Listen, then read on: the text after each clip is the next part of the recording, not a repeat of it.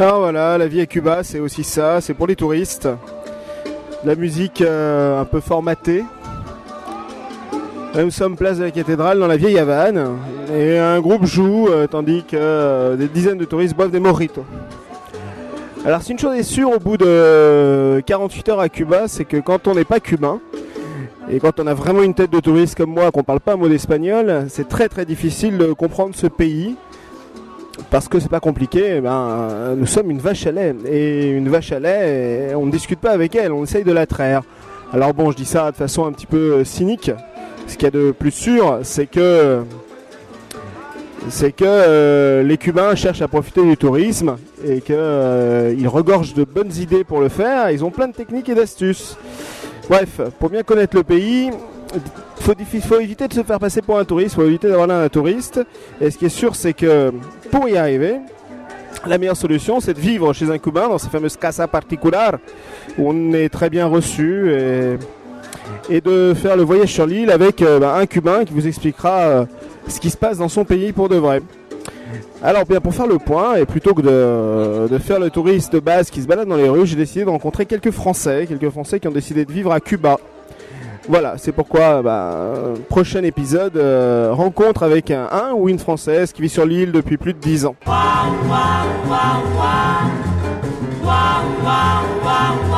Caminando por las calles del pueblecito natal, con su tipo espiritual, ella va luciendo el talle, con la bata remangada, sonando su chancletica, los hombres le van detrás a la linda mulatica, los hombres le van detrás a la linda mulatica. Alors voilà, je suis au croisement de la rue 25 et de la rue O, et là j'ai rendez-vous avec une journaliste cubaine qui se nomme Marie-Dominique Bertuccioli et qui est à Cuba depuis 30 ans. Alors j'arrive tranquillement, hop, à l'entrée de l'immeuble et on va m'attendre à l'intérieur, le temps de donner ma carte d'identité.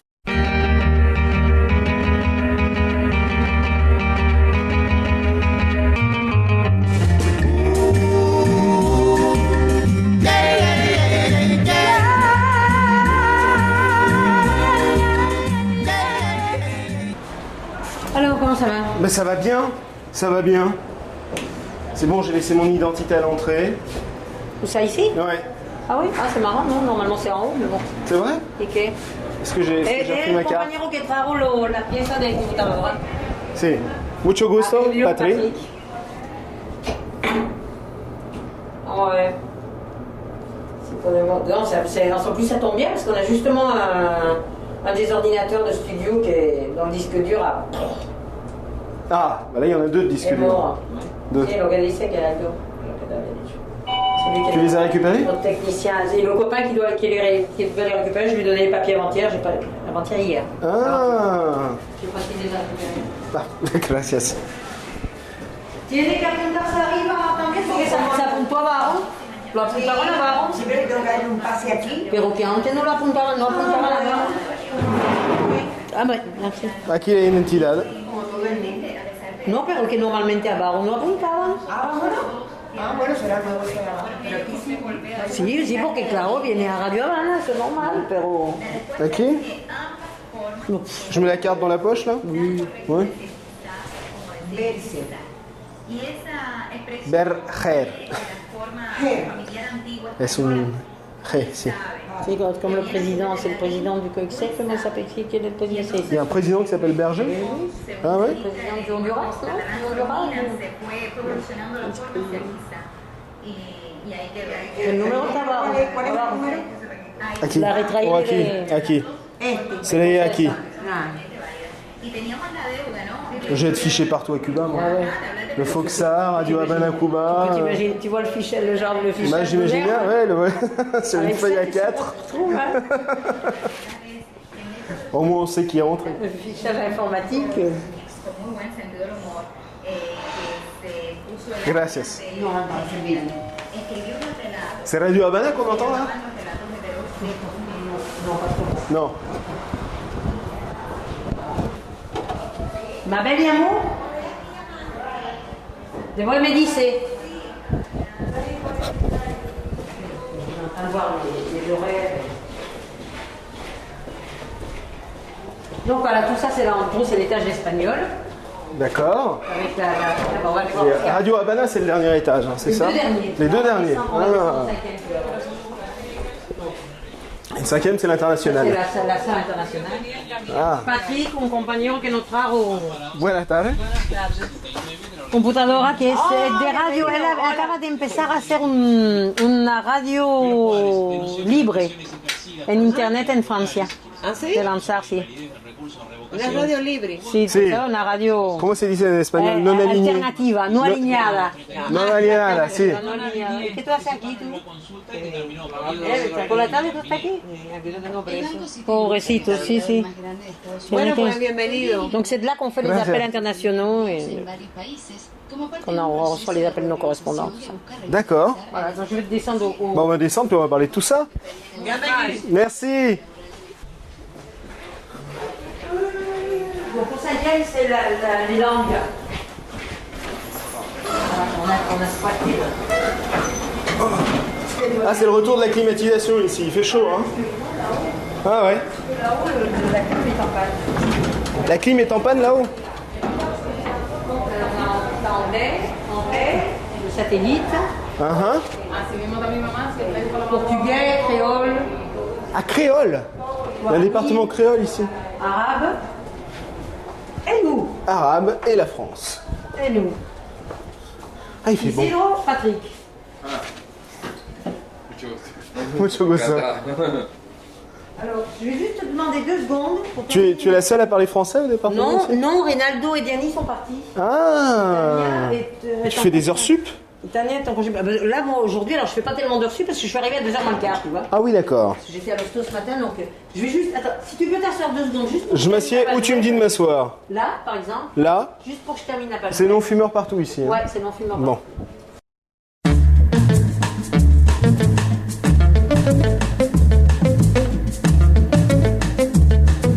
Alors nous voilà dans les locaux du département français de Radio Habana Cuba en compagnie de Marie-Dominique Bertuccioli. Marie-Dominique, bonjour. Bonjour. Qu'est-ce qu'on fait ici? Sur quoi on travaille dans le département français de Radio Habana Cuba? Et puis déjà, qu'est-ce que c'est que Radio Habana Cuba? Parce que je suis pas sûr que nos auditeurs connaissent. Ben, c'est relativement simple. C'est une station qui est née il y a 45 ans, un peu plus de 45 ans, en ondes courtes, et qui, il y a maintenant 7 ou 8 ans, diffuse aussi sur Internet. C'est une station donc, qui est une station cubaine, qui a pour but de faire connaître l'opinion de Cuba sur la politique internationale, de faire connaître Cuba largement au monde, donc qui émet dans 9 langues, français, espagnol évidemment, anglais, français, arabe, portugais, quechua, guarani, espéranto et créole. Oula, quechua, guarani, espéranto, C'est créole. donc quechua, guarani, c'est des langues directement des langues indiennes latino-américaines. Créole, bon, évidemment, c'est Haïti et les Antilles. Et puis espéranto, ben, c'est un peu un pari. Je sais qu'il y a tout un débat sur l'espéranto, est-ce que c'est vraiment utile à quelque chose? Mais bon... Oui, on dit que c'est plutôt une langue d'intello, en fait. Oui, mais enfin, à Cuba, ça s'est assez développé. Et il y a eu un pari sur le fait de commencer à mettre en espéranto. Et ça se passe pas mal. Bon, il y a des auditeurs, donc pourquoi pas. Alors ça on capte RHC, puisque c'est les initiales, Radio Habana Cuba. On le capte dans combien de pays En ce moment, dans à peu près une 60aine de pays, on a des auditeurs. Mais en France, on capte En France, on capte, oui. En France, on captait beaucoup sur ondes courtes et maintenant, c'est beaucoup plus sur Internet. Oui. Dans les pays développés, en tous On les donne cas. juste le site pour dans ceux qui tout ce voudraient... qui est www.radiohc.cu. D'accord. D'accord. Ok. Dans les pays sous-développés, ça reste encore beaucoup ondes courtes. Et ton travail ici consiste en quoi? Donc mon travail ici consiste en un peu tout en fait. C'est un travail de journaliste, mais un travail large, c'est-à-dire ça peut aller depuis rédiger le journal parlé international jusqu'à faire des programmes historiques, culturels, des interviews. Enfin, c'est le travail passionnant de n'importe quel journaliste. D'accord, enfin d'un journaliste en tout cas à Cuba. Le travail de journaliste, je sais pas s'il est le même en France, mais mais alors, tu fais ça depuis combien de temps?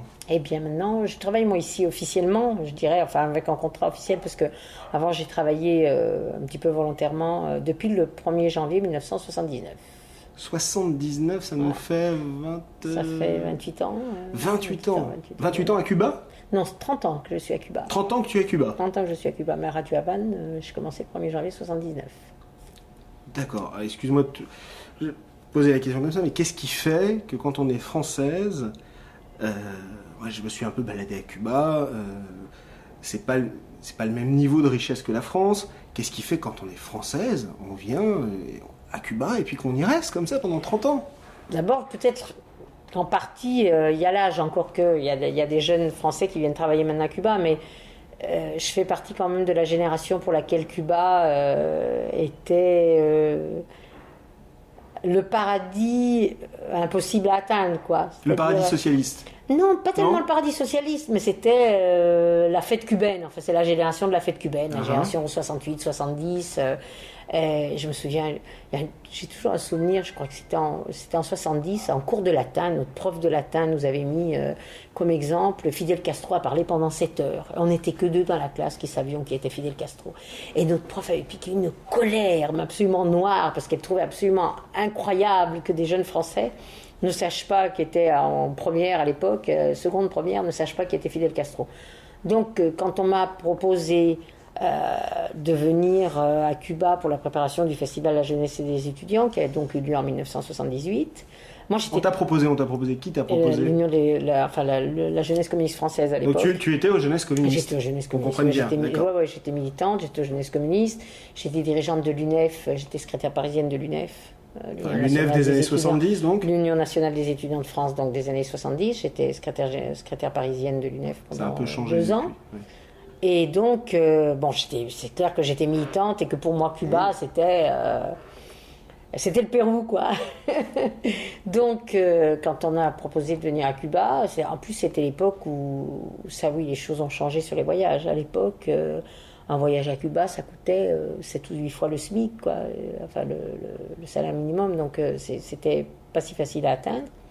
Donc j'ai trouvé ça formidable. Aujourd'hui, ça coûte 600 €, c'est ça, c'est la moitié d'un SMIC. J'ai trouvé ça absolument formidable et donc je suis venue à Cuba. Après, donc j'ai connu Radio Havane Cuba et je suis revenue travailler pour 1 an ici. Puis après, je suis restée. Mais qu'est-ce qui fait qu'on reste à Cuba? Qu'est-ce qui fait qu'on reste à Cuba? Parce que là, tu nous dis, ça fait 30 ans que je suis à Cuba. Qu'est-ce qui fait qu'on reste à Cuba? Bah écoute, Cuba d'abord. C'est quand même la chance. La possibilité, je ne sais pas comment l'histoire va se terminer. Je ne dis pas que tout va aller bien, que tout est rose, que je ne sais pas comment l'histoire va se terminer. Mais c'est quand même, pour moi, ça a été la chance de participer à la construction de quelque chose de différent. Un peu quand l'espoir s'était quand même perdu en Europe de le faire, quoi. Je sais que beaucoup... Enfin, moi, j'y ai cru, comme tout le monde. C'est-à-dire, j'ai cru aussi qu'on allait construire le socialisme en France, qu'on allait faire une Europe des peuples, que les frontières allaient s'effacer, que... j'ai cru comme tout le monde. Je crois que la chance d'être resté à Cuba, la chance d'avoir vécu ces 30 ans à Cuba, c'est ça. C'est d'avoir participé à un projet de société différent, qui est peut-être utopique, par certains côtés, probablement, qui a été obligé de mettre de l'eau dans son vin, en ce sens, qui s'est retrouvé... Le téléphone ne sonne jamais à cette heure-ci. Ça, c'est clair. Le rythme cubain l'interdit. Hein?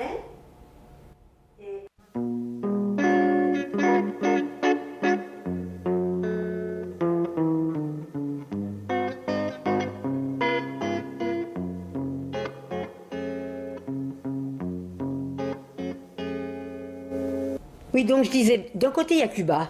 Effectivement, cette possibilité de participer à quelque chose de différent, un projet social différent, qui n'est pas très courant dans le monde, je veux dire, actuellement, malheureusement, qui n'était même pas très courant il y a 30 ans non plus.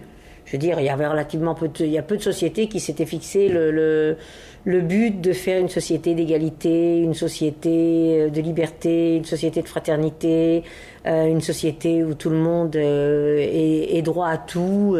Enfin, quand tu dis une société de liberté, moi je vois, en fait, dès qu'on parle de Cuba, au contraire, ce qu'on met en avant, c'est le fait que les libertés sont quand même vachement restreintes à Cuba. Enfin, quand on parle de Cuba, c'est ce qu'on dit. Les gens sont surveillés, ils peuvent pas partir à l'étranger, ils peuvent pas monter leur propre entreprise. Alors là, déjà, c'est le versant économique, mais sans même parler du versant économique, simplement les libertés individuelles.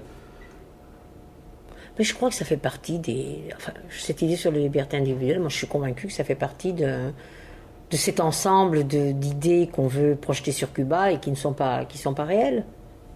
C'est-à-dire ? D'abord, ici tout le monde pense ce qu'il veut, on s'exprime librement, et Dieu sait si les Cubains sont critiques et qu'ils disent qu'ils ne sont pas d'accord, avec telle chose, avec telle autre, avec telle option, avec telle personne, Cuba est un pays de débat. Ça, c'est très difficile à faire comprendre à l'étranger. C'est très difficile parce que si tu le vis pas, c'est très difficile à faire comprendre à l'étranger et c'est très difficile à faire comprendre à un touriste aussi. Parce que la position de touriste, c'est une position totalement différente. Mais Cuba est un pays de débat, Cuba est un pays de remise en cause, Cuba est un pays critique. Cuba... Ah, tu me disais tout à l'heure, on était en haut en train de discuter avec c'était des journalistes, des gens qui travaillent à RHC. Et tu me disais, en sortant, quand même, ce qu'il y a de bien avec les Cubains, c'est qu'ils sont critiques. Ils étaient critiques sur quoi ? Ils étaient critiques sur l'émission d'hier. Ils ont fait l'émission, on a des magazines donc en direct en espagnol. Donc ils ont fait, la copine qu'on a vue est quelqu'un qui normalement ne fait pas le magazine et qui hier a dû remplacer quelqu'un qui manquait, une speakerine qui manquait, donc elle a fait le magazine. Et ils étaient en train d'analyser les défauts qu'avait eu le magazine d'hier. Qu'est-ce qui était bien, qu'est-ce qui n'était pas bien, pourquoi il y avait eu des trous. Et tu vois, personne ne l'a mal pris, ils étaient vraiment en train d'en parler très clairement. Je veux dire, alors qu'elle était partie prenante, tu peux dire, bah oui, elle aurait pu commencer à se défendre, à dire, mais non, c'était pas comme ça.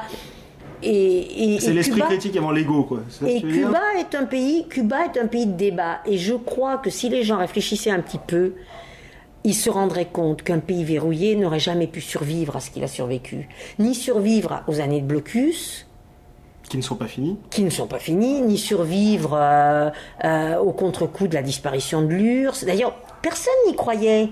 Parce qu'il y a aussi quelque chose qui me surprend. Les gens oublient. Les gens oublient tout ce qu'on a dit. Mais pendant des années, on a dit que Cuba est un satellite de l'Union soviétique. Quand l'Union soviétique a disparu, tout le monde a dit ils en ont pour 6 mois. Et pourquoi les Cubains n'en ont pas eu pour 6 mois ? Pourquoi ils sont toujours là ? Parce qu'il y a des flics derrière chaque Cubain dans la rue ? On n'avait pratiquement rien à manger. Pourquoi ça n'a pas explosé ? Pourquoi en Argentine, alors qu'il n'y avait même pas de parti politique pour diriger l'explosion en Argentine, pourquoi il y a eu des centaines de milliers de personnes dans la rue qui criaient Argentine, Argentine, seulement le nom du pays, pour que ça cesse simplement ? Il y a eu 200 morts, personne n'en a parlé, entre parenthèses. Personne n'en a parlé. Et pourquoi il n'y a pas eu ça à Cuba ? Parce que Cuba est fliqué, parce que Cuba est une dictature, parce que les Cubains sont des bénis oui-oui, comme ont pu l'être les Français sous Pétain. Ça n'aurait jamais tenu autrement. Je sais bien que c'est pas un argument parce qu'on me dit oui mais ça c'est un argument, c'est renverser le décor. Mais quelquefois il faut aussi renverser le décor. Et je sais pas, moi je suis dirigeante syndicale, dans les assemblées syndicales, les gens disent ce qu'ils pensent, même s'il y a un membre du bureau politique qui est assis à la table. Ils s'en moquent, ils savent ce qu'ils pensent et ils le disent. Et je ne connais personne qui ait pris la parole en disant je ne suis pas d'accord avec telle décision, je ne suis pas d'accord avec quelle option, je pense qu'il faut faire ci, je pense qu'il faut faire ça, qui est disparu le lendemain. Personne. Alors. Et t'as pas d'emmerde. Enfin, je veux dire. Évidemment, il y a des formes. Tu peux dire il y a des formes il peut y avoir des formes de pression sociale, c'est clair. Ouais. Quand il y a une majorité, il y a des formes de pression sociale de la majorité sur la minorité. Il peut y avoir des formes d'incompréhension, comme il peut y en avoir sur les homosexuels en France, il y en a aussi à Cuba. Moi, je trouve désolant, par exemple, que Delanoë ait dû dire « oui, je suis homosexuel » pour être élu. Quelle importance ça peut avoir, le fait qu'il soit homosexuel ou pas, sur le fait de l'élire maire de Paris ou pas ? On m'explique que oui, qu'il fallait qu'il coupe l'herbe sous les pieds à la campagne contre lui en affichant sa couleur sexuelle. Bon, c'est de la politique politicienne tout ça. Je veux dire, donc des gens avec des préjugés, des gens idiots, il y en a comme partout. Ce que je veux dire, c'est que fondamentalement, c'est un pays qui discute, c'est un pays qui débat, c'est un pays qui est critique sur lui-même, c'est un pays qui est critique sur les autres, c'est un pays qui est critique sur ses dirigeants. C'est un pays qui regarde ce qui est mal fait, qui regarde ce qui est bien fait. Mais c'est un pays qui, en même temps, a une dignité, une souveraineté, est capable de faire des choses que personne d'autre n'a fait. Je veux dire, l'Angola Mandela lui-même l'a dit, c'est pas les Cubains qui le disent, qui en parlent relativement peu. Mandela a dit, si je suis libre et si l'apartheid a chuté en Afrique du Sud, c'est grâce aux Cubains. C'est grâce aux 300 000 Cubains qui sont allés combattre les armes à la main en Angola. Et c'était pas facile de partir les armes à la main. Moi, j'ai des copains qui sont partis, qui avaient 20 ans. Moi qui croyais que c'était parce qu'on les avait boycottés aux Jeux Olympiques. C'était pas... Non, bien sûr, je rigole. C'était pas facile de le faire. Ils l'ont fait de la même manière qu'aujourd'hui, ils sont au Venezuela, ils sont en Bolivie. Qui aura envoyé les médecins au Venezuela? C'est pas Cuba. Qui aura envoyé les médecins en Bolivie? La France a reçu 1000 gamins de Tchernobyl et en a fait tout un plat. Il y en avait 17 000 ici. 17 000 dans un pays qui, à une époque où il y avait à peine de quoi donner à manger à sa population et qui n'a toujours pas de quoi donner à manger à toute sa population. Je veux dire, c'est une option. Alors, certains me disent c'est une option irréelle, c'est une chimère, c'est Castro qui voit les choses trop grandes. Oui, mais c'est l'option d'un type comme Che Guevara, par exemple. Alors, après, tu te dis, bon, je participe à cette option, j'en paye les conséquences, mais en même temps, tu te dis, bon, au moins, avoir été peut-être utile, tu sais, c'est la phrase d'Aragon, avoir été peut-être utile. Avoir essayé au moins de changer les choses, de faire quelque chose quelque part. Alors, je ne doute pas, il peut y avoir des gens pour lesquels faire quelque chose quelque part, ça soit partir au fin fond d'une communauté indienne et, je sais pas, moi... Échanger la vie des Indiens de cette communauté, pourquoi pas? Il me semble qu'il faut que ça soit un peu plus global. Cuba, au moins, a le mérite d'avoir essayé de le faire. Quand tu dis, excuse-moi, je te coupe un instant, parce qu'on comprend bien d'où tu parles, effectivement, on a compris que tu es journaliste à Radio Havana Cuba, tu es venu avec les jeunesses communistes, mais tu es resté pour le projet. Il y a des tas de des gens des jeunesses communistes qui ne sont pas venus vivre à Cuba. Quand tu dis j'en paye les conséquences, ça veut dire quoi, j'en paye les conséquences? Quelles conséquences on paye quand on est français, qu'on décide de vivre à Cuba? Et tu es salariée cubaine. Oui, je suis salariée cubaine. Les conséquences sont essentiellement matérielles. Ça veut dire quoi, salariée cubaine? Alors, matériellement? Ça veut dire matériellement avoir un salaire en pesos. En pesos cubains. En pesos cubains. D'accord. Donc, je veux dire... Qu'on comprenne bien, parce qu'il faut... Les gens... Moi, je pense à Paris, on ne se rend pas compte. Là, j'ai débarqué à Cuba il y a quelques jours. Il y a deux économies en parallèle. Il y a celle du peso convertible. On dit encore le dollar. Enfin, ça correspond grosso modo à un peu moins d'1 euro. Et qui permet d'avoir accès à tout un tas de denrées. Et puis il y a le peso cubain, qui lui permet d'avoir accès aux denrées de rationnement, on va dire, de première nécessité, la nourriture, différentes choses. Donc ça, c'est les pesos cubains. Et avec les pesos cubains, par exemple, je ne peux pas acheter... je vais aller prendre quelque chose de très, très touristique, je ne peux pas aller boire un mojito dans la vieille Havane. Tout à fait. Mais c'est pas ça qui intéresse forcément les Cubains. Si j'ai pas de peso convertible, je ne peux pas acheter un certain nombre de denrées. Tout à fait, mais ça c'est la Cuba d'aujourd'hui. La Cuba n'a pas toujours été comme ça. Oui, d'accord. Ça, c'est la Cuba d'aujourd'hui. Donc tu es payé en pesos cubains. C'est indiscret de te demander combien? Pour que les gens se rendent compte. 495. Donc 495 pesos. Ça fait combien de pesos convertibles? Je sais pas, j'ai jamais calculé. Je refuse ce calcul-là. C'est vrai? Je refuse ce calcul-là. Je vais te le dire, ça fait 21. Je vais t'expliquer pourquoi je refuse ce calcul-là. Ça fait 20 euros. Parce que faire ce calcul-là me semble piper les dés. Pourquoi? Parce qu'il faut ajouter à ce salaire la santé gratuite, l'éducation gratuite, toute une série de gratuités qui continuent à exister. Le prix pas cher de toute une série de denrées. Tout ça, il faut l'ajouter. Et il faut ajouter à ça tous les réseaux de solidarité. La manière de vivre des Cubains. Quand je disais, tu en paies les conséquences peut-être au sens matériel. C'est pas facile d'aller en France, les billets sont chers, donc je suis loin de ma famille. C'est pas facile de téléphoner, parce que les coups de téléphone, les conversations téléphoniques coûtent cher. Pratiquement, moi, j'appelle jamais en France. C'est pas facile de rouler en voiture, c'est pas facile, il y a toute une série de choses qui sont pas faciles. Et il y a toute une série de contraintes qui, pour un Européen qui rentre dans le système tout de suite, enfin dans le circuit tout de suite, sont des contraintes choquantes. Je sais pas, moi... tout ce qui est effectivement alimentation, avoir de l'eau aujourd'hui, peut-être pas d'eau ce soir, toute une série de contraintes qui sont des contraintes réelles.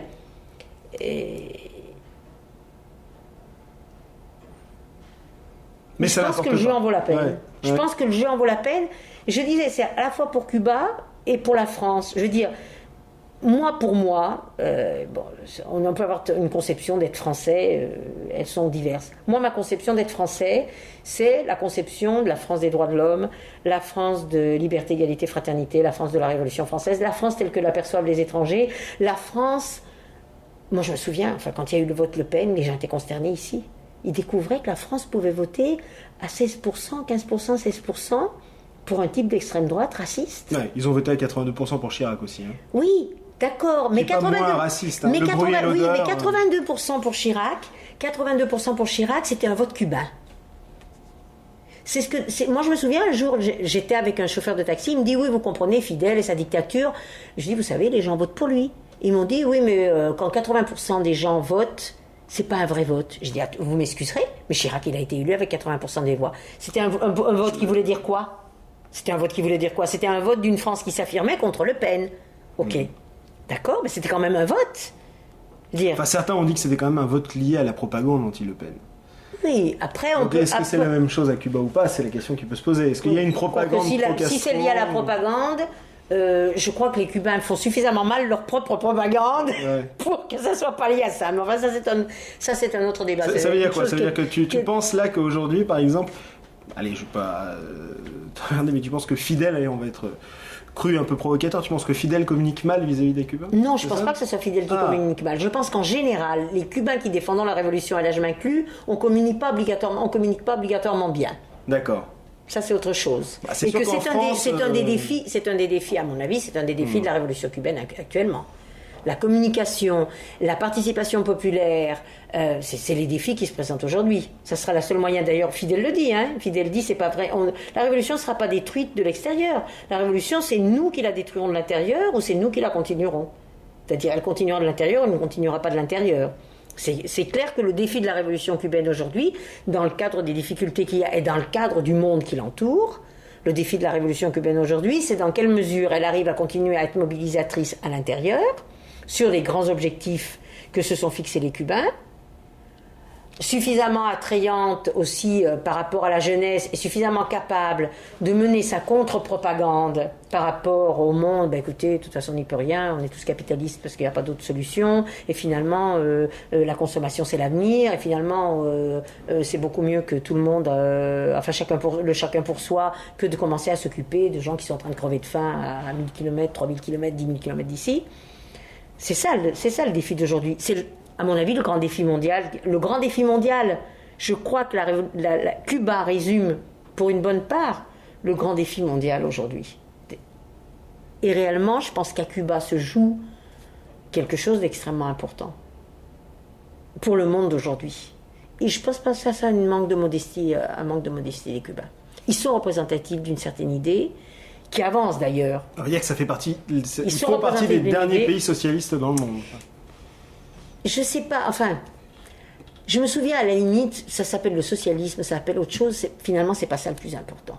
C'est l'idée qu'on peut faire autre chose. C'est-à-dire qu'on peut ne pas passer sous les fourches condamnées du capitalisme, qu'on peut essayer de construire une autre société, qu'on peut essayer de s'affirmer pauvre mais honnête. C'est tout ce qui est en débat aujourd'hui à Cuba. Tout ce qui est en jeu aujourd'hui à Cuba. C'est pour ça que je pense, l'autre jour, un jeune Cubain me disait, ça fait 30 ans que tu vis ici, tu as un regard extérieur, quelle a été la période la plus difficile pour toi ? J'ai dit aujourd'hui. Parce qu'aujourd'hui, vraiment le débat a lieu. Alors ça va quand même mieux matériellement qu'il y a 10 ans. Alors que ça va mieux que matériellement qu'il y a 10 ans. Mais on paye. Et c'est pour ça que je dis qu'on paye les conséquences. C'est là où tu te rends compte que l'économie c'est important, et puis après que tu as toutes les idées, ce qu'on appelait avant les superstructures, toutes les idées qui vont en jeu aussi. Le problème, c'est pas seulement de récupérer l'économie. On a perdu toute une série de valeurs, et ça c'est réel, on a perdu toute une série de valeurs pendant les années de grosses difficultés. Et le vrai débat et le vrai défi, c'est de récupérer ces valeurs-là. Quand tu parles de valeurs, je ne sais pas si c'est la même chose, mais comme je te le disais à l'instant, je me balade en tant que touriste dans les rues de Cuba depuis quelques jours, et quand je dis qu'il y a 2 économies pour les achats, il y a aussi 2 économies pour la vente. C'est clair. Et je vois qu'une personne qui est taxi ou qui est serveur ou quoi que ce soit, qui travaille dans le tourisme, elle reçoit des pourboires en pesos cubains. Généralement, c'est au moins 1 peso, c'est au moins $1. J'ai dit à l'instant, ça t'ennuie que je te le dise, mais que grosso modo, ton salaire mensuel, c'est à peu près $20. Donc ça veut dire qu'en un pourboire, on peut laisser 1 ou 2 $. Grosso modo, on laisse 5 à 10% de ton salaire. En tant que journaliste dans l'une des radios, dans la radio internationale du pays.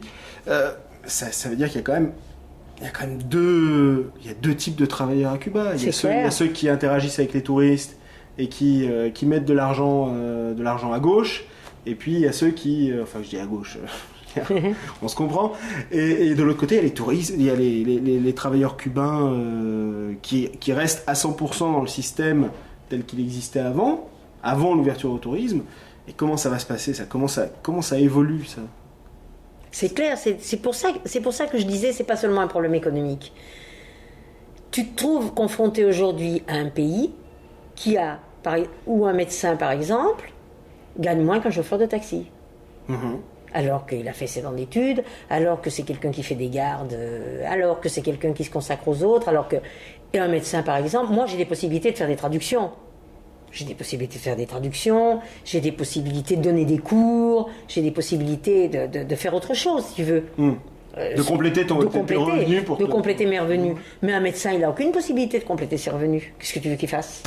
En dehors de s'occuper des malades. Donc, effectivement, on a ce qu'on a appelé, nous, la période spéciale, c'est-à-dire la période de la disparition qui a suivi la disparition de l'URSS, qui a contraint Cuba à s'ouvrir au tourisme et à déroger à des principes qui étaient des principes bien établis. Par exemple, les locations de maisons aux touristes, les chauffeurs de taxi, à mettre les intermédiaires pour les ventes des fruits et légumes, qui sont des gens qui se font un argent fabuleux par rapport à un travailleur courant et normal. C'est du commerce individuel. Qui passe 8 heures devant un tour, ou devant un ordinateur, ou qui travaille dans un circuit normal. Ça veut dire que la personne qui roule les cigares, par exemple, dans les fabriques de cigares, gagne grosso modo 200 pesos, ça fait... Je pense qu'ils doivent gagner plus, et ils ont un intéressement. Il y a beaucoup d'entreprises où justement ils ont été obligés, mais où justement il a été décidé de mettre un intéressement, une espèce d'intéressement avec une part en pesos convertibles. Oui, il y a des primes. Par rapport à simplement au salaire... Parce que c'est des gens qui directement apportent des devises au pays. Je veux dire, sur ton travail là, c'est clair que on atteint 10 à 20 $ quand même. Immédiatement, oui. De toute façon, ça ne fait pas des sommes fabuleuses. Si on compare à la personne qui... C'est clair que... Et une des choses, par exemple, qui est grave, c'est que des gens sans rien faire... Tu prends quelqu'un qui loue une maison. Cette maison, il ne l'a pas eu par hasard. Je veux dire, il y a des gens qui avaient des belles maisons avant la Révolution. Beaucoup de gens ont eu des maisons après la Révolution. Donc tu loues une partie de ta maison. En fait, tu ne fais rien. Simplement, tu exploites un patrimoine que tu avais et tu gagnes, 10 fois, 20 fois, 50 fois, 100 fois ce que peut gagner un médecin, un professeur. Et tout ça, ça a provoqué des problèmes réels, y compris des problèmes chez les jeunes. Pourquoi est-ce que je vais faire des études si, de toute façon, tout ce débat-là a été créé par la double économie qu'on a été obligé de mettre en place. Et le but... Toute l'idée, c'est justement de ne pas en rester là. Et ça passe par quoi? Ça passe par une plus grande production, d'abord. Ça, c'est clair. Enfin, je veux dire, quand les choses vont beaucoup mieux, c'est clair que mon salaire représente beaucoup plus que ce qu'il représentait il y a 4 ou 5 ans. Enfin, la différence est énorme. C'est-à-dire pour le même pour la même prestation, tu as accès à pour les mêmes choses. Prestations, ça c'est clair. C'est mettre en place... C'est-à-dire tu manges plus. C'est clair. Depuis 10 ans. Tu as acheté plus de choses. Et 2, il y a eu... toute la mise en place de toute une série de réseaux d'aide. La grande capacité de la révolution cubaine, même après la chute de l'URSS, ça a été quoi? C'est la possibilité de mettre en place des solutions proprement nationales, pensées sur la base des grandes idées qui ont été celles qui ont amené le triomphe de la révolution. L'égalité, la fraternité, l'antiracisme, l'accès de tous, l'égalité des chances à tous les enfants, tout ça. Et sur cette base-là, La révolution cubaine a réagi en admettant une part de choses qui étaient incompressibles, c'est-à-dire c'était ça où on mourait tous de faim, donc enfin c'est pas non plus le but de l'opération, et en ouvrant toute une série de grands projets, de grandes choses, en s'ouvrant au monde, par exemple en informatisant la société, en donnant la possibilité à tous les jeunes qui n'avaient pas de travail et qui n'étudiaient pas, de commencer à étudier tout en touchant un salaire, en restructurant l'industrie sucrière, ça dans Cuba est une île, c'est bien expliqué, en restructurant l'industrie sucrière sans envoyer 200 ou 300 000 travailleurs. Cuba est une île, le livre de Victor Dédale. Oui, il explique. Tu l'as lu? Oui. Ils expliquent très bien comment s'est fait la restructuration de l'industrie sucrière et qui a terminé la semaine dernière.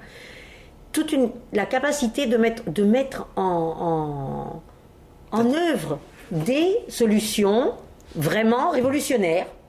Je veux dire, quand on a créé les travailleurs sociaux pour s'occuper de toutes les personnes âgées qui se sont retrouvées avec des retraites, qui pouvaient être des retraites de misère, qui se sont retrouvées seules, qui se sont retrouvées pour recréer ce réseau de solidarité au niveau de la société, c'est-à-dire tu mets une personne, des travailleurs sociaux qui vont voir toutes les personnes âgées, qui voient les problèmes qu'elles ont, qui leur résolvent leurs problèmes les plus graves. L'État donne, je sais pas moi, des réfrigérateurs, des matelas gratuitement à ces personnes. On dit, on va voir l'entreprise d'à côté, on leur dit voilà, à partir d'aujourd'hui vous devez à votre cantine faire 20 repas de plus parce que nous avons 20 personnes âgées dans ce secteur-là auxquelles il faut emmener la nourriture tous les jours, parce que c'est des personnes isolées. On a fait le recensement de toutes les personnes handicapées pour aussi les aider, quand on a décidé qu'on allait prolonger, il y avait un problème avec les crèches écoles maternelles, parce que ça coûte très cher la première année, donc la solution ça a été congé parental jusqu'à 1 an avec maintien du salaire. Pour les enfants handicapés lourds, transformer la mère ou la tante ou la grand-mère en assistante sociale qui s'occupe de cet enfant avec un salaire. Elle cotise, elle aura donc une retraite quand elle aura terminé. Attends, le salaire pour la grand-mère qui s'occupe des enfants. Qui s'occupe des enfants. Tu sais qu'en France, ça fait Front National pour le coup. Non, parce que ça peut être la grand-mère, ça peut être la tante, ça peut être la mère, ça peut être le père. Oui, mais c'est ça, mais le salaire familial pour s'occuper des enfants, c'est quand même... Mais pour s'occuper des enfants handicapés, pas de n'importe quel enfant. Les enfants handicapés lourds. D'accord. Les enfants handicapés lourds. Tu vois, parce que ça fait quand même un thème...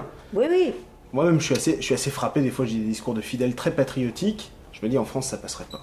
Non, en France, ça passerait pas. Je suis consciente de ça. Aussi patriotique, limite nationaliste, ça passerait pas. Mais est-ce que le nationalisme est si mauvais que ça?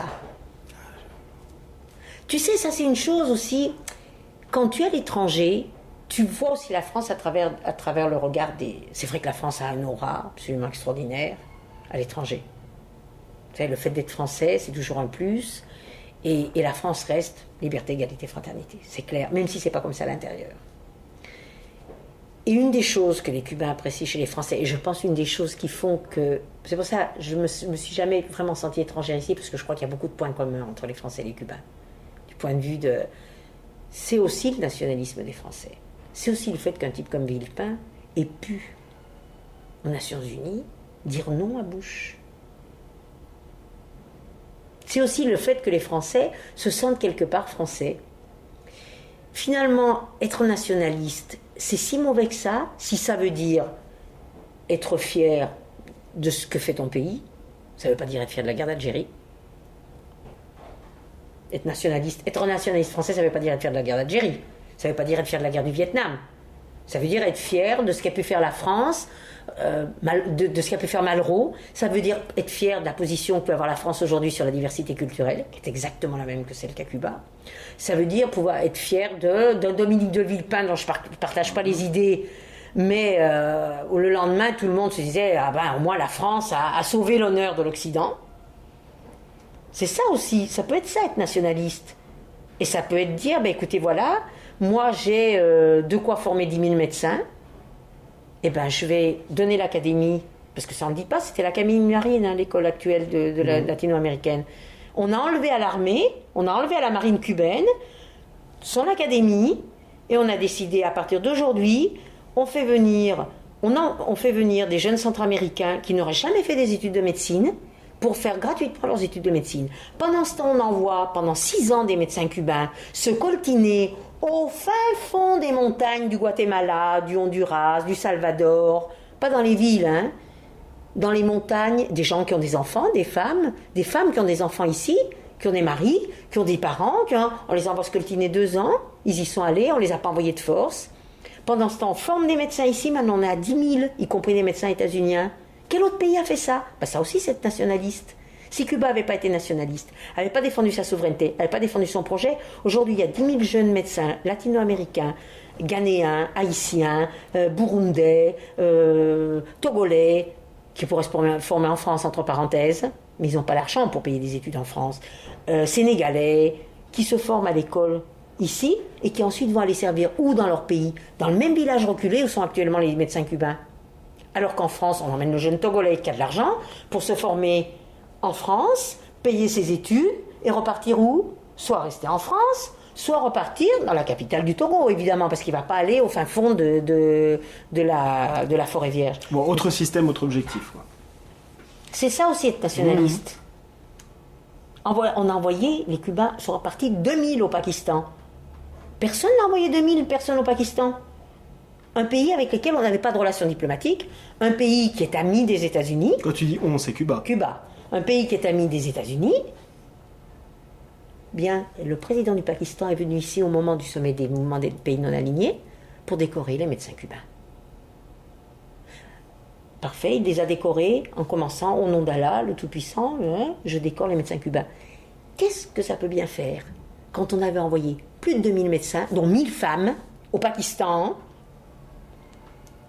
dans une population qui les a parfaitement acceptés? Mais on se fout qu'il ait dit Allah ou quoi que ce soit. On en a. Qu'est-ce qu'on. Oui, accepter une décoration du président du Pakistan, on ne vient pas à dire qu'on soutient les réseaux terroristes islamistes. Quoi. Exactement. Bon. Et qu'est-ce qui était important? C'était important qu'il y ait les 2000 médecins cubains au Pakistan. Ah oui, évidemment, pendant ce temps, les 2000 médecins cubains, ils n'étaient pas ici. C'est clair. Et donc, d'une certaine manière, c'est un sacrifice quotidien qu'ont fait les Cubains. Ils te le diront certainement. Tu sais, tu vas chez le dentiste, et le dentiste fait « Ah, il est au Venezuela !» Et l'ophtalmologue « Ah, il est en Bolivie !» C'est clair, mais c'est aussi ça le projet cubain. C'est aussi ça le projet cubain. Le projet cubain n'a jamais été une petite île refermée sur elle-même, soutenue par un pays qui était à 8000 km. C'était pas ça le projet cubain. C'est ce qu'ont fait les États-Unis du projet cubain pendant certaines années. Parce qu'ils l'ont coupé de l'Amérique latine, qui est sa région normale, qui est la région normale de Cuba, qui a été coupée de l'Amérique latine par la volonté des États-Unis, pour que l'exemple cubain ne se répande pas. Il ne faut pas oublier que quelques années avant que Cuba triomphe, les États-Unis sont intervenus au Guatemala contre un type qui avait fait, en tout et pour tout, une réforme agraire. C'est tout ce qu'avait fait Jacobo Arbenz. 4 ans avant que Cuba triomphe. Et c'est de là qu'un type comme Che Guevara s'est dit, autrement que par les armes, on n'arrivera à rien. Parce que chaque fois qu'on voudra faire une réforme agraire quelque part en Amérique latine, on aura les Américains sur le dos. Et c'était pas une idée, une lubie qu'il avait. Il l'avait vu, il était en 54 au Guatemala quand les Américains sont intervenus. Et qu'est-ce qu'a fait Allende au Chili? Allende au Chili, il a nationalisé des grands groupes, il a fait la réforme agraire. Mais il n'avait pas les armes. Allende, il n'a pas fait non plus, ça n'a pas été une révolution socialiste, le Chili quand même. Et c'est pas si vieux, le coup d'État contre Allende, quand on regarde. C'est pas si vieux. L'intervention contre Noriega à Panama. C'est 5 ans avant ton arrivée l'année du bicentenaire. Ton arrivée à Cuba, pardon. L'année du bicentenaire de la Révolution française, ils sont intervenus à Panama. Il y a eu 3000 morts. Ils ont passé au chalumeau, au lance-flammes. Les quartiers populaires, il s'est passé quoi que ce soit dans le monde. Rien, personne n'a rien dit, même pas la France. J'ai écrit à Mitterrand. Son secrétaire m'a répondu, et nous sommes très heureux de votre avis, et le président en tiendra compte. Heureusement, parce que qu'est-ce que ça aurait été s'il n'en avait pas tenu compte? Bon, alors pour conclure ce bref entretien, comment est-ce que tu vois l'avenir, en tout cas à la fois pour toi et puis pour Cuba? Tu comptes revenir en France, non? Non. Si la révolution échoue, tu reviens en France? Je suppose que si la révolution échoue, je ne serai plus de ce monde. Parce que si la révolution échoue, elle échouera avec une intervention américaine. Il y aura une intervention américaine derrière. Une intervention américaine, il ne faut pas oublier, ça non plus, c'est pas une vue de l'esprit, que les gens de Miami, qui sont ceux qui vont rentrer, d'abord, ont demandé une autorisation de 3 jours pour tuer. Donc je suppose que je serai sur la liste noire, qui existe déjà, liste noire qui existe déjà. Donc je crois que si la révolution tombait avec une intervention américaine, je crois pas que j'aurais beaucoup de choses à raconter après. Comment je vois l'avenir? Bon, d'abord, l'avenir pour moi, c'est un avenir à Cuba, enfin, je veux dire. Les gens qui sont partis, quand les choses sont devenues difficiles dans les années 90, en se disant, bon, ça, c'est pas... C'est la vague d'immigration liée à la période spéciale. Voilà. Donc, si je suis pas parti à ce moment-là, c'est certainement pas pour partir maintenant. Comment je vois l'avenir? C'est quoi les grands chantiers? Qu'est-ce qui se prépare? Qu'est-ce que tu espères? Je pense qu'on va passer par des moments difficiles. Le moment difficile de la disparition de Fidel, parce que de toute façon, il n'est pas éternel. Ça va changer quelque chose, ça? Ça dépend ce qu'on entend changer. Oui, ça dépend ce qu'on entend changer. Au-delà de ce qu'il y a dans le cœur des Cubains. Ça dépend ce qu'on entend changer. C'est clair qu'aucun autre dirigeant cubain ne sera comme lui. Et aucun dirigeant cubain ne veut être comme lui. Personne ne prétend comme lui. Je crois que c'est l'intelligence des dirigeants cubains. C'est-à-dire que personne n'imitera Fidel Castro, parce que tout le monde sait que Fidel Castro, ça a été une personnalité historique, et que de toute façon, ça ne sert à rien de l'imiter. Je veux dire, ça serait quelque chose de tout à fait idiot. Et d'ailleurs, pendant cette absence de Fidel, aucun dirigeant n'a dirigé comme Fidel. Même pas Raoul. Et c'est très drôle d'ailleurs, parce que c'est là où on voit un peu les effets de la propagande. Tu vois le passage de Raoul plus fermé, Raoul plus ouvert, Raoul plus fermé, Raoul plus ouvert. Tous ces mythes sur Raoul, tout simplement, et quelqu'un qui a le même projet politique que Fidel, qui est un dirigeant historique de la révolution cubaine, mais qui n'a pas le même style que Fidel, de même qu'Alarcón n'a pas le même style que Fidel, de même que Laje n'a pas le même style que Fidel. Bon, ça c'est clair. Donc il y aura déjà la disparition de Fidel. Il y aura déjà la disparition de Fidel. Tu lui souhaites longue vie, c'est ça? Qui sera probablement un coup difficile et qui ouvrira une période difficile aussi avec les États-Unis, parce que je pense qu'ils n'attendent que ça pour essayer de voir comment ils pourront essayer de... Je pense que l'avenir, si tu veux, c'est un avenir de travail et de lutte politique. Moi, je le vois à l'intérieur du syndicat. Et en interne, là, dans Cuba, avec cette double économie, justement. C'est un travail interne c'est un avenir de travail pour que l'économie continue à aller mieux, pour que tout le monde se mette au boulot réellement. C'est clair que... Et un travail après qui aille où on tienne les deux bouts de la corde. C'est-à-dire le travail sur la base de l'économie, le travail pour que la production augmente, le travail pour que les choses aillent mieux, le travail pour que le travail soit mieux fait, le travail pour que le marché noir diminue, parce que le marché noir, ça entraîne toute une série de corruptions, toute une série d'illégalités, de vols, c'est comme n'importe quel système de marché noir. Je veux dire, il n'y a pas de marché noir légal. À partir du moment où il y a un marché noir, il faut qu'il y ait du vol dans les entreprises, il faut qu'il y ait des disparitions de choses, il faut qu'il y ait des gens qui aient des prébendes, donc il faut qu'il y ait des gens qui couvrent ceux qui ont des prébendes. Ça c'est une chose. Et l'autre chose, c'est le travail politique d'explication, le travail de participation, d'essayer le plus possible, participation populaire. C'est tout le travail qu'il va y avoir maintenant avec la préparation des élections municipales, c'est-à-dire pour que vraiment ça soit des élections qui soient en prise sur la société, où les gens se prennent vraiment en charge pour que la démocratie à la base fonctionne. Il va y avoir les élections municipales, il va y avoir ensuite les élections législatives l'an prochain, pour que tout ce système... Les élections législatives, ça fonctionne comment? Tout est au suffrage universel à bulletin secret. Mode direct, suffrage universel à bulletin secret. Et pour que ce concept de démocratie participative, ce concept de contrôle par tous de l'État, et de l'État de tous, soit réellement mis en vigueur. Et c'est pas facile. C'est beaucoup plus facile d'avoir un système où tu as 3-4 partis qui désignent des gens, puis tu votes, et puis après, ils font ce qu'ils veulent. Enfin, on l'a vu sur des tas de projets. On l'a vu sur le projet du nucléaire en France. Dire les gens étaient contre, et ça fait... On l'a vu, les 95% des Espagnols étaient contre la participation de l'Espagne à l'Irak, et puis Aznar, il a fait ce qu'il a voulu, il a envoyé les troupes, elles y sont toujours d'ailleurs. Et ainsi de suite. Donc comment tu arrives à créer un système social où il y ait vraiment un système de participation et de prise en charge de toutes les affaires de l'État, de tous les rouages de l'État, depuis la base, c'est complexe, et c'est ça que veulent essayer de faire les Cubains. Ils en sont grand défi. Ils en sont où? Je pense qu'ils sont très avancés dans les têtes. Concrètement, quelle est la différence par rapport à la France? En quoi est-ce qu'un Cubain aujourd'hui maîtrise plus l'État qu'un Français ne maîtrise l'État français? D'abord parce que c'est vraiment les gens du peuple qui sont les représentants du peuple. À l'Assemblée nationale, les gens qui sont élus à l'Assemblée nationale, c'est pas 70% de profession libérale et 5% d'ouvriers. C'est des gens qui sont vraiment représentatifs de la société cubaine, telle qu'elle est. Elle a un pourcentage de travailleurs, pourcentage avec les femmes encore, c'est que 30%. Pourcentage de travailleurs, pourcentage de paysans, pourcentage qui sont représentés. Le fait d'être dirigeant dans ce pays ne représente pas des avantages. Le fait d'avoir des responsabilités ne représente pas des avantages. Et le fait d'être directeur de la radio, ça ne présente que des emmerdements. Le fait d'être directeur d'une usine, ça ne présente que des emmerdements. À moins que tu te mettes à voler les ressources de ton usine. Dans ce cas-là, c'est pénal. C'est comme en France, si tu détournes des fonds. Je veux dire, t'es directeur d'une banque, tu détournes des fonds. Bon, ça peut arriver, mais... il y a cette rigueur qui a été appliquée.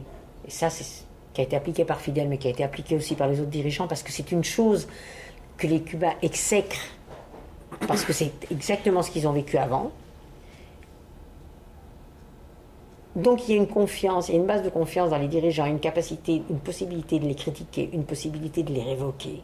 Ah oui, on peut révoquer des dirigeants. On peut révoquer des dirigeants, oui. Par Comment exemple, on peut révoquer, à tout moment tu peux révoquer un élu municipal. Ah, comment on fait Les électeurs se réunissent, ils votent à la majorité, ils le révoquent. Tous les électeurs de la municipalité? Tous les électeurs de la municipalité, de la circonscription. Bah, ça existe, ça. Il y a tous les électeurs de la circonscription qui se retrouvent dans une salle. Ça a existé. Ah ouais? Ah oui, ça a existé. Oui, ça a existé. D'accord. Ça a existé. Moi, j'ai du mal à me rendre compte de ce que ça représente. Oui, c'est difficile de se rendre compte de ce que ça représente, mais ça existe. Il y a des comptes rendus, par exemple, des élus municipaux. 3 fois par an, l'élu municipal doit rendre compte de son travail devant ses électeurs. C'est obligatoire, c'est-à-dire qu'il ne peut pas y avoir un élu municipal qui ne le fasse pas. Donc les électeurs se réunissent, ils critiquent le travail de l'élu, ils critiquent ce qui se passe mal, ils critiquent ce qui va mal, ils critiquent ce qui... et on essaye de prendre les décisions communes entre électeurs et élus pour que les choses s'améliorent, pour changer telle chose, pour changer telle autre chose, pour... Donc c'est un système de participation qui est très extrêmement complexe en ce sens qu'il faut vraiment essayer de faire participer tout le monde. Et c'est beaucoup plus compliqué de gouverner comme ça, je pense. C'est beaucoup plus compliqué de gouverner comme ça. Et c'est pour ça que Cuba n'est pas gouverné par un homme. C'est pour ça que Cuba n'est pas gouverné par un bureau politique. C'est pour ça que Cuba n'est pas gouverné par un conseil des ministres, comme on peut se l'imaginer à l'extérieur. Pour ça que en ce sens-là, le Cuba serait ingouvernable. Parce que c'est pas comme ça qu'elle est prévue. C'est pas les rouages qui sont prévus. Et c'est des rouages qui commencent depuis très jeune. Et le problème, c'est de les faire fonctionner. Je veux dire, tu as un conseil d'école dans les écoles primaires avec des élèves élus. À l'école primaire. Classe en France aussi. À l'école primaire. Ouais. Donc le problème, c'est d'arriver à faire fonctionner ce système de la manière réelle dont on veut qu'il fonctionne. Moi, je vais me faire l'avocat du diable, mais le gamin qui a 4 ans, qu'est-ce qu'il aligne comme mot devant les profs? Je ne comprends pas. Là. Non, je me fais l'avocat du diable. Le gamin qui a 10 ans, qu'est-ce qu'il aligne comme mot? Non, 4 ans, Non, faut l'école maternelle. 6 ans, primaire, 7 ans primaire. 7 ans. Ça dépend si tu le laisses parler ou pas, le gamin. Tout le problème est là. Ça dépend comment tu le formes. Ça dépend comment tu le formes. Effectivement, c'est un vrai défi. Ça dépend comment tu le formes. Et ça dépend comment après tu prends réellement en compte les décisions de la majorité, la vie critique, la vie... Une des choses qui a sauvé Cuba dans les années 90 et que personne ne dit, ça a été ça. Ça a été le débat. Et tout le monde s'est mis en tas à dire qu'est-ce qu'on va faire? On accepte le tourisme, on n'accepte pas le tourisme. On accepte ci, on n'accepte pas ci. On remet en cause l'éducation gratuite, on ne la remet pas en cause. On remet en cause la santé gratuite, on ne la remet pas en cause. Tout ça, ça a été débattu. Tout ça, ça a été débattu. C'est pas Fidel Castro qui a dit on va remettre ça en cause, on va pas remettre ça en cause, on va pas. Tout ça, ça a été débattu. Et les dangers du tourisme, on les connaissait tous. Mais tous, on s'est dit, enfin, la grande majorité, on s'est dit est-ce qu'il y a une autre solution qui ne soit pas celle-là? Il faut bien manger, quoi. Il faut manger. Il faut manger. C'est pour ça que, en général, j'aime pas trop me prêter à ce jeu des interviews parce que c'est une situation tellement difficile à faire comprendre. C'est une situation... Et quelquefois, on me dit, ce que tu fais, c'est un pari sur l'avenir. Oui, d'accord, c'est peut-être un pari sur l'avenir. Je ne te dirai pas que je suis sûr à 100% maintenant que la révolution cubaine va continuer à exister, qu'il ne va pas y avoir de changement. Mais bien sûr que oui, qu'il va y avoir des changements, mais c'est bien qu'il y ait eu des changements. Le Cuba n'est pas celle que j'ai connue il y a 30 ans. Le problème, c'est comment tu arrives à intégrer les changements extérieurs, ce qui t'arrive dans la gueule parce que tu n'as pas d'autres moyens, parce que c'est le monde tel qu'aujourd'hui. Demain, si Bush attaque l'Iran, tu vas voir les prix du pétrole flamber, c'est clair. Et comment tu es à la fois capable d'intégrer ces changements extérieurs et toi d'avoir une force interne qui soit toujours porteuse d'un projet d'avenir, d'un projet capable d'unir la majorité autour de grandes idées qui sont fondamentalement des idées humanistes, des idées d'un monde meilleur, des idées d'un monde différent, des idées des altermondialistes. Comment tu arrives à faire ça? C'est ça le grand défi, c'est ça qui est passionnant, c'est ça qui vaut le coup de rester aux côtés des Cubains ou d'être intégré aux Cubains. C'est ça qui vaut le coup de pas se sentir étranger, même si à la fois tu sais parfaitement que tu n'es pas né ici et que tu as tes propres raisons d'être ici. C'est tout ça qui rend la vie à Cuba passionnante. D'accord, Marie-Dominique, merci beaucoup.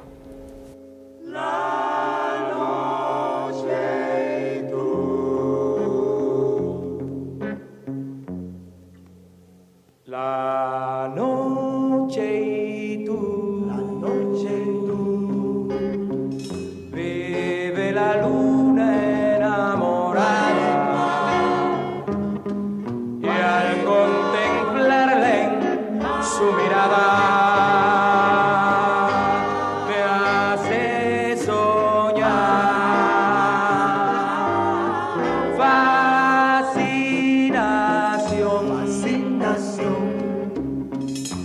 Revelación que me extasia, raro esplendor de fantasía que vive en ti.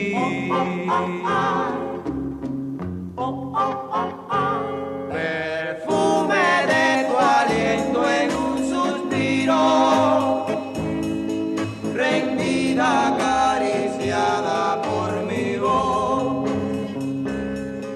Llevarte más allá del infinito, ardiendo en la fiebre de mi amor. Locura azul, intimidad maravillosa.